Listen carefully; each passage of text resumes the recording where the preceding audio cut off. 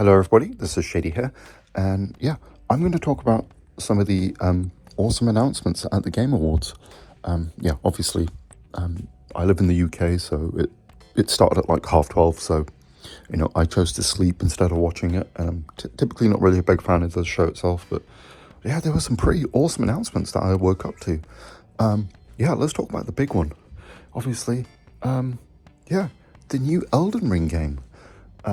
And yeah, so this game is essentially going to be like their take on kind of a Monster Hunter kind of co-op battle game. So essentially, we're going to get the we're going to get a map, and 3 rounds essentially is how it's going to work. You can play up to 3 players or single player. You're going to have pre-made characters, unlike creating your own, because it's going to be almost like a hero fighter type of game or something. And yeah, each round lasts 15 minutes. Starts off in the day. In the day, you gather as many materials and weapons and stuff as you can, by the looks of it. And then at night, things change, get harder. The map will shrink, and eventually you'll all be led into the middle and have to fight a boss. And then when you defeat it, that's the first round, and then you do that 3 times. But what was really interesting about this was, first of all, it's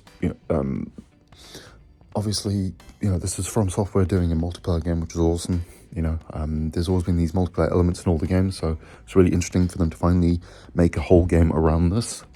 And secondly, one of the bosses was the Nameless King, who, spoiler alert if you haven't played Dark Souls 3, but was like, the final boss of the 3rd Dark Souls game. So yeah, really interesting. Looks awesome. So obviously, this is going to be like a full paid game, and was scheduled to be out next year, and is also going to have updates and all sorts. And obviously, we can have bosses from all previous Souls games, so we can even see things from Bloodborne, Sekiro, Demon Souls, hopefully.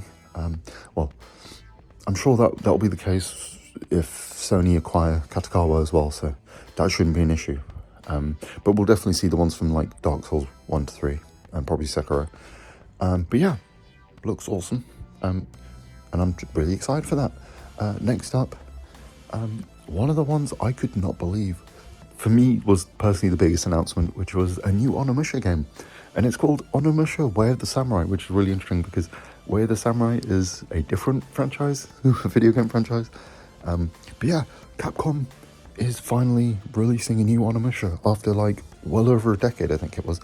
The last one was, well, I guess technically we had the HD version of Warlords for the PS4 and Xbox One. And then, yeah, we had like, what was it, Onimusha Dawn of Dreams, which is some like co-op game for the PS2. Yeah, so it's like 3 console generations later, and we're finally getting Onimusha. Looks like 2026 release date. This is going to be basically, a whole new game by the looks of it. Doesn't look like it's Summonusuke, who was part of the first game, or Jubei, who was in the second one. So yeah, it's going to be like its own thing, a whole original game, which is going to be cool. Yeah, I'm really excited for this one. I think it should be pretty good. And next up, a little announcement that was more just a thing that I'm interested in, which was a new Ninja Gaiden game, which is being co-developed by the guys that did Blasphemous. And this is going to be basically a classic Ninja Gaiden game, like the old NES games, which is cool. Obviously, I want Ninja Gaiden 4, but this is a good start. It's just great to see, I think it's good to re-establish the series with a classic game, and, see peak interest before doing Ninja Gaiden 4. But yeah, really excited for that. I think that's out for next year as well or something. And yeah, it looks awesome. Yeah, and then obviously there was a couple of interesting ones as well. The new Naughty Dog game, which looks like it's going to be a sci-fi space game, almost like Cowboy Bebop or something.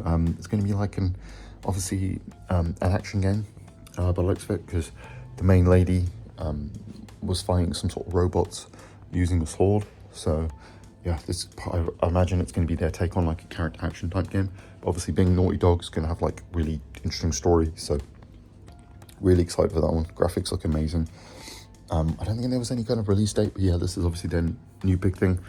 Obviously, typically, Naughty Dog will do a new franchise per PlayStation. You know, started off with Crash, Jack and Dexter, Dak and Jackster. Yeah, then obviously we had, Uncharted, and then obviously The Last of Us. And now, yeah, there's a new franchise. Well, it's a single game at least anyway. But yeah, being Naughty Dog, we know it's going to look amazing, play pretty well, have a good story. So yeah, really excited for that one. And then, yeah, obviously, one small announcement that I want to talk about first, which kind of came out of nowhere, which is Okami 2, of all games. Yeah, I never would have thought we would have got a sequel to this game. And what was really funny was Hideki Kamiya tweeted out going, hey, after the announcement. I don't know if that means he's going to be involved, because we know that he's not a part of Platinum anymore, and he's kind of a freelancer, so possibly Kamiya could be coming back to do this, but we'll wait and see. Nothing's been announced, but I imagine that's going to be the case. And then, yeah, finally, the biggest one, the first kind of trailer for The Witcher 4. And it looks really good. Obviously, this is more of a concept type trailer. We see this girl kind of in this village being sent away into the forest. Basically, as a sacrifice for some sort of demon to appease it. And then we see Ciri, whatever her name is, the girl who is obviously, in The Witcher 3, who's going to be the main protagonist, which is awesome. And, we know the game is using Unreal Engine 5, so it's going to have state-of-the-art tech. And yeah, this is obviously just one of many Witcher projects, because we know that they're remaking the first game as well, so don't worry, you will get Geralt at some point. We do also hear his voice at the end, so I'm assuming he will at least be some sort of NPC or something. Maybe we'll play as both of them, who knows. But yeah, really excited.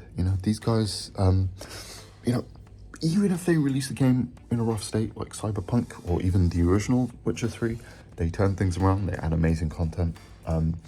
So yeah, I'm expecting this to be great as well.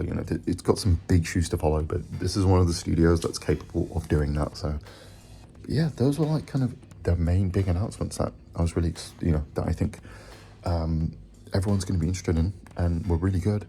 But yeah, pretty great announcements. I feel like the fact that we don't have an E3 now, this has kind of become the big thing now. That the one that everyone's got their eyes on, the Game Awards. Obviously, yeah, one thing to mention, Astrobot did win Game of the Year, which was kind of cool. I'm not gonna lie, I'm a bit disappointed that Silent Hill 2 wasn't in the running, because for me that was my Game of the Year. But yeah, I'm really happy for Team Asobi. I think they did an amazing job. And it's just good to see a game like that win it. Like, for me personally, I would have loved to see like Mario Wonder win it last year personally, but they had to give it to Baldur's Gate 3, didn't they? So, but yeah, that's pretty much everything I have to say. Awesome announcements.